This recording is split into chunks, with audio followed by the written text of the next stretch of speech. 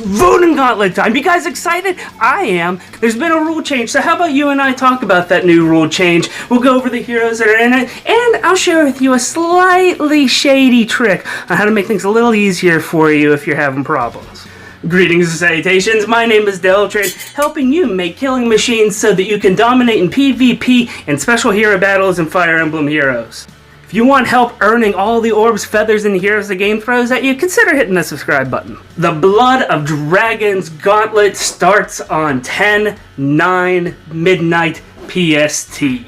You can see the bracket over here. If you haven't done a voting gauntlet before, it's a lot of fun, very easy. You select a hero that you want to fight for based on one of those 8. You then go into a battle that you're allowed to do for free, no resource expenditure, but only every 30 minutes. In this battle, you bring whatever hero is in your lead team, plus you get to fight with a friend's lead hero and somebody else on that army. It's really, really cool. It's also the only thing you get to do with your friends, but that's a different topic. So you go through a 3-on-3 fight, and if you win, you get to give points to your army so that they can eventually win the entire gauntlet. The points you give your army also go to yourself, so you can get some cool rewards, mainly feathers.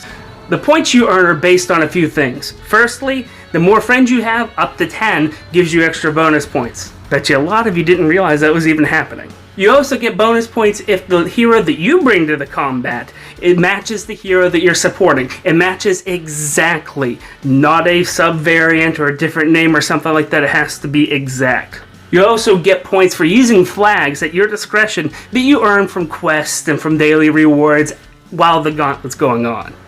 If you pick a team that's not really doing so well, that's okay. There's a catch-up mechanic, and this is what has changed. If your team is behind whenever the hour advances, you get a 3.1% bonus to all points that you award. That means going to the team and to yourself for your own personal rewards. And this bonus is increased every hour your team is behind. This multiplier goes up and up and up, so eventually, if you're behind the entire fight, 1, I'm sorry, and 2, it can go to 7.5 times bonus. That's different than it used to be. If the lead between your teams shrink and it's considered even, there's no multiplier given to either team. As far as those sweet rewards, if your army wins, you get 500 feathers. You also get feathers based upon your ranking within the army, up to 2,500 feathers if you're in the top 1,000 of your team. In the third and final round, the finals, you'll be able to get up to 3,500 feathers, 1,000 more than you were before, or if you're in the lower brackets of things, 500 extra feathers. You've undoubtedly already got your free pulls from the banners that are released for Block A and Block B. Let's talk about those heroes real quick. In Block A, you have young Tiki, male Corrin, Ninian, and you also have Fae. These units are pretty decent units by themselves, however, they honestly face steep competition from so many other people that in general, I don't necessarily recommend pulling on this banner. You can see some of their stats and skills over here. And everybody has their own thing. If you don't have a Ninian yet, if you don't have a singer yet, this is a wonderful opportunity to get one. Although, honestly, there's a whole banner dedicated to them right now. What are you doing? Male Corrin is a good unit, however he ends up being outclassed so many times by other red sword lords. If you pull him and you use him, you'll probably be happy with him. I wouldn't go fishing for him. It's same thing with the young Tiki. She used to be very, very meta back whenever the only thing that mattered was your base stat score, but now that there's other factors going into it, she's usually overlooked. Fae is actually a wonderful green tank, especially nice because she hits on magic on resistance instead of defense physically, which is really, really nice in that particular role. Now, if you don't have any one of the other green tanks out there, like Bike, like Hector, Summerzander, Bartra, I know you have a Bartra, I know you have a legion of them, use him. Then Fae might be a decent choice, but honestly I wouldn't necessarily pull on this banner. If you are going to pull on this banner, I would just pull blue and green. I'd stay away from red. Not saying that Corrin's bad, I'm just saying that it's easy to replace him. Block B has some interesting characters. We're talking about adult Tiki and female Corrin, in addition to Nowi and Sophia.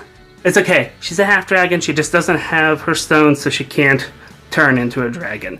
But she's here. The problem this banner has, in my opinion, is that you can pretty much get all of these people at a lower star level. You don't necessarily need to summon them here and now at 5 stars, although if you really like one of these heroes, getting them without having to spend all the feathers on it sounds like a good deal.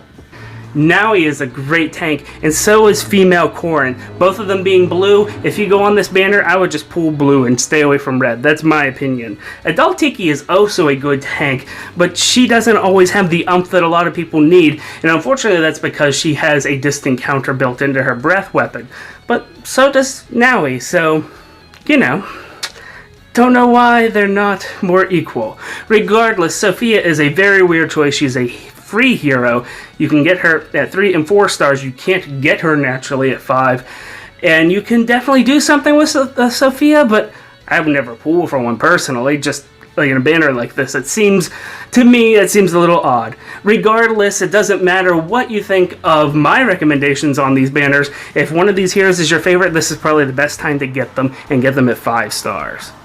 Now let's talk about some strategy here as far as your lead hero goes. Remember, whatever hero you have set as your leader that people see in your friends list can potentially aid your friends in combat. So the idea here is that you want to put a hero in battle that is going to make their lives easier. Now, you get a bonus if you bring the hero that you're supporting into battle. You do. You don't have to have them as your primary hero. They could be on a different team. You select that team so that they're up front, and then that's the hero you fight with. If you set the hero you're supporting as your main hero, people are going to hate you. As a matter of fact, that's what you have set right now, just because you super love that hero, you're joining FEH's team, and you have her as your hero, darn it, switch it out. If you don't, people really will hate you. And if you're on Ninian's team, oh god, please don't put a dancer up front.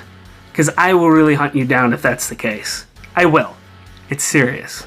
So let's meta this out just a little bit. If you take a look out there, there is 1 green unit that people could be selecting. There are 3 blue units people could be selecting. And there are 4 red units people could be selecting. This means that your friend is more than likely half the time going to be red, but that's not true. You know exactly what your friend is bringing, don't you? Because you only share your hero to people on your friends list that are on the team you're on. So you can cater your hero to exactly what's going on your team.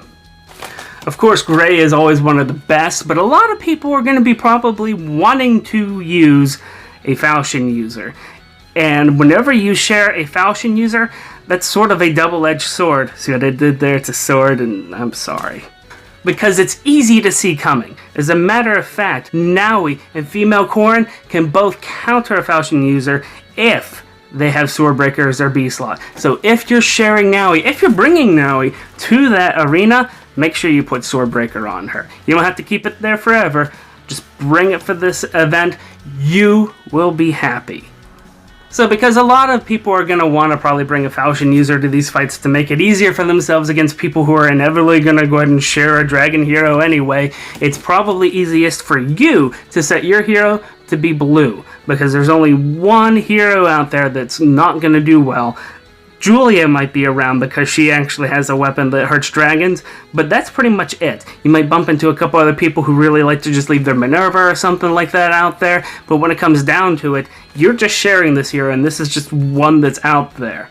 And so whoever you are sharing this with is probably either going to be bringing a falchion user themselves or the dragon that they are supporting, and you will know what color that is, so you'll be able to make a better educated choice on what to share.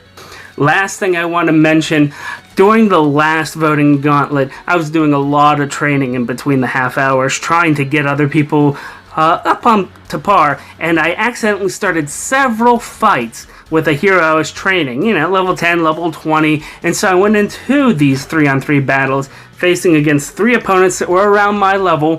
One teammate was around my level, but the other one that was on my friends list was level 40, because I have all high level hero friends on my list. And if you're in the same boat that I am in, you can generically make these fights just instantly winnable for you by going into combat with a hero of a lower level and then relying on your friends to help you out. This only works, of course, if you know your friends are on your team. If you pick Sophia and no one else on your friends list picks Sophia, it's not going to work out that well for you. Of course, this also depends upon the availability of your heroes. If you're trying to get the bonus points in order to go through there, you might not have the luxury of choosing a low-level hero. But if you're just sitting there and if you either think that you don't have the time to do this, or if you feel like that you are having trouble with these random matchups, go ahead and try putting in a low-level hero just to get through the fight and see what happens.